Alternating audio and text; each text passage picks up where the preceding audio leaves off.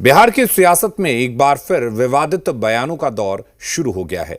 RJD की MLC Urmila Thakur ने भगवान शिव से लेकर भगवान राम और कृष्ण तक की तुलना लालू प्रसाद यादव से कर दी।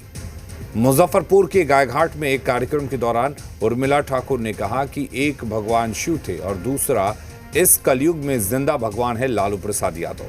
यही नहीं, उन्होंने लालू प्रसाद को राजनीति का भीष्म पितामह करार देते हुए कहा कि जैसे भगवान राम, कृष्ण और भीष्म पितामह का कोई स्थान नहीं ले सकता, वैसे ही लालू यादव का भी कोई विकल्प नहीं हो सकता।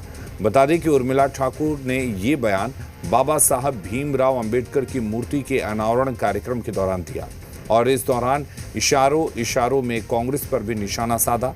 कहा, 1990 से पहले जो लोग सत्ता में थे अब सत्ता में कभी नहीं आएंगे।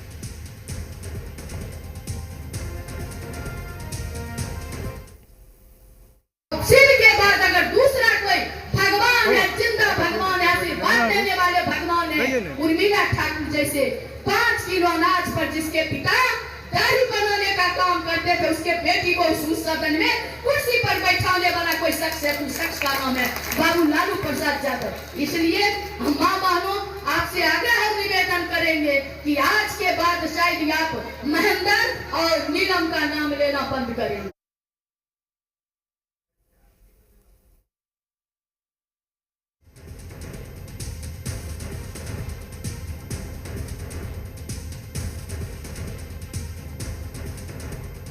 तो आरजेडी एमएलसी उर्मिला ठाकुर द्वारा लालू यादव को भगवान कहे जाने पर सियासी दलों की प्रतिक्रिया भी सामने आई है। माननीय उर्मिला ठाकुर का बयान माननीय लालू प्रसाद जी की तुलना महादेव से करना, अरे महादेव तो सबका कल्याण करने वाले हैं, लेकिन लालू यादव तो तांडव मचाने वाले थे।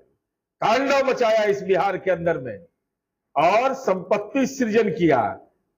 तब महादेव संपत्ति सृजन करते थे, पूरे परिवार को कानून के लपेटे में ले लिया। तो ये यही काम महादेव का रहा है। तो उनका शंकर भगवान होंगे, उनके नजर में ना शंकर भगवान है। सुप्रीम कोर्ट के, हाई कोर्ट के नजर में तो शंकर भगवान है नहीं। उसमें तो कह रहे थे कि कृष्ण जेल में पैदा हुए थे इसलिए जेले में रहेंगे।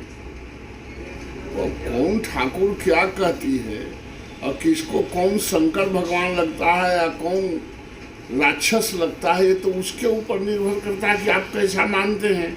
इसलिए उसमें क्या कहा जा सकता है। बिहार में विधान